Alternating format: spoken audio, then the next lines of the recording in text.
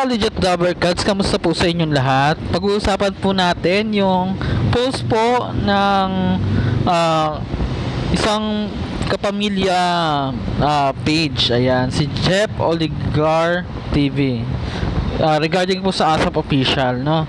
Sabi dito, fact check tayo nitong mga nakaraang araw. Maraming nagsulputang post ang mga nag-viral sa social media na di umano ay magpapaalam na raw ang Kapamilya Sunday variety show na ASAP natin to. Okay? Matapos ang 29 na taong pamamahayagpag sa ere. Ilang kapuso pantards ang nagbalita ng naturang chismis sa kanilang mga nauutong followers. Ayon sa isang Best Pills, usap-usapan raw sa mundo ng X o dating Twitter mula sa mga kanilang pages na mamamaalam na raw sa ere ang ASAP na ilang dekadang napapanood sa telebisyon. Kasunod nito ay magdiriwang daw muna ang naturang award-winning program sa ibang bansa. Tinanong pa ng nasabing pantard kung hudyat na nga ba ito na huling pagtatanghal na ng mga artista sa tampok sa ASAP. Sabi po, ayan, so si Best Pills ay kilala bilang hype man. Man nga ba ng ilang kapuso programs, lalo na sa noontime show na hanang pinakamasaya na umuugang ang balita bilang na ang araw nito sa ere. Ayon sa ilang source po yan, ha.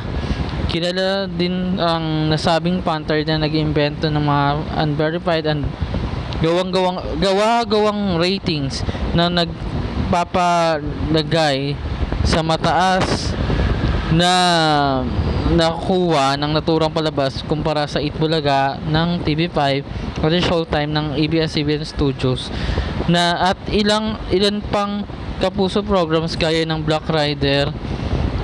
Hindi man direkta ay tila sinisiraan nito ang host ng mga nasabing programa sa pamamagitan ng pag-hype nito sa host ng TP o tahanang pinakamasaya bilang mga bagong hari at reyna / Diyosa ng noontime.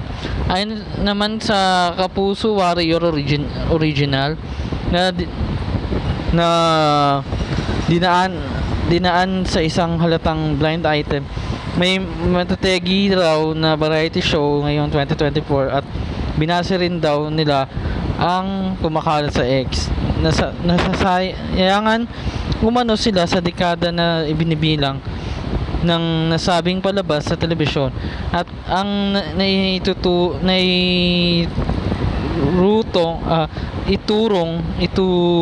itinurong dahilan daw ay ang kawalan ng budget at mababang rating. Tinawag pa nilang starlets ang singers, performers at host ng nasabing programa. Kalakip nito ang isang edited photo ng stage ng programa kasama ng ilang sa mga naging audience nito na kung pagmamasdan ay kuha ito noong pasimula pa lamang ang palabas o patapos na ito. Gawin na ang naturang page at mga kapanalig o associate pages nito ang ganitong strategy upang ipalagay nila na walang tumatangkilik o walang nanonood sa ilang programa o mall show ng Kapamilya Network. Hindi man direkta ay ASAP din ang tinutukoy ng pinakapakalat ni Kapuso Warrior Official. Ang Kapuso Warrior Official ay isa raw na satire page na ang totoo ay isa ito sa mga nangunguna sa paninira sa ABS-CBN Kapamilya Program at Kapamilya Stars.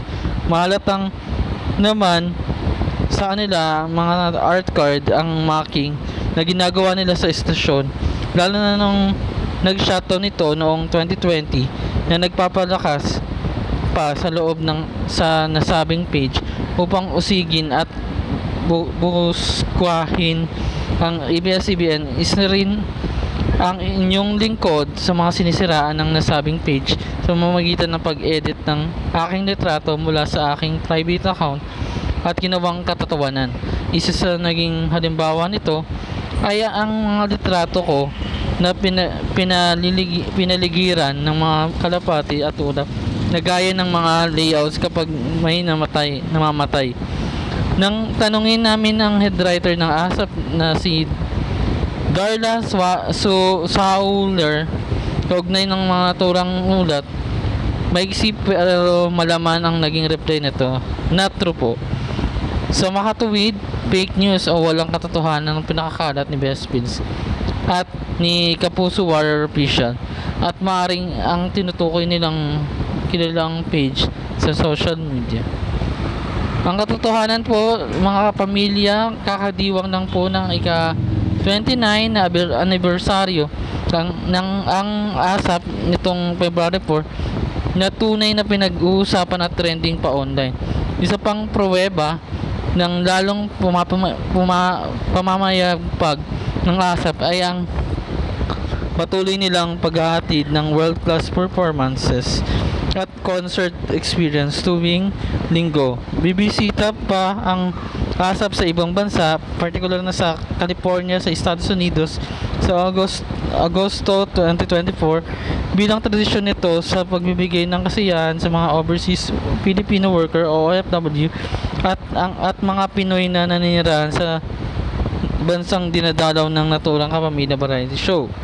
Kaya naman, ano kaya ang dahilan ng panibagong kalokohan ito na ginagawa ng mga nasabing Kapuso Panthers? Strategy o mind conditioning kaya nila ito upang lasunin ito ang isipan ng kanilang mga followers?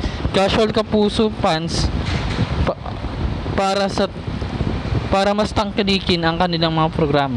Basta ang sa amin, totoo lang po tayo, maging maingat at mapanuri sa anumang lumalabas na post, lalo na kung kulang sa impormasyon, invento lang o sadyang paninira ito sa isang bagay, palabas man yan, tao, lugar o maging sa ang istasyon. Isa pa pong panawagan, wag po nating tangkilikin ang mga ganitong klaseng pages, yung Kapuso Warrior, Kapuso Alliance, yan, wag na wag po. Tapos yung Best Pills na page, yung iba pang mga pages na naninira lang, pati po sa amin naninira rin po sila. So wag niyo pong hayaan na may pagbabanta pa na nagaganap. So isa pa po ang panawagan, wag na po nating tangkilikin ang mga ganitong klaseng pages na naglalaman lamang ng kalokohan at direktang paninira sa ABS-CBN, sa mga programa ng mga artista nito, at maging sa mga gaya namin na ang hangad lamang ay katotohanan at kasiyahan sa mga followers namin. Hashtag ASAP natin to, hashtag ASAP29, no to fake news, no to misleading info. Ayan. So, yan po yung mga post po ng dalawang pages na to. Talagang pinakita po nila na wala po silang kwenta. Pinapakita po nila na puro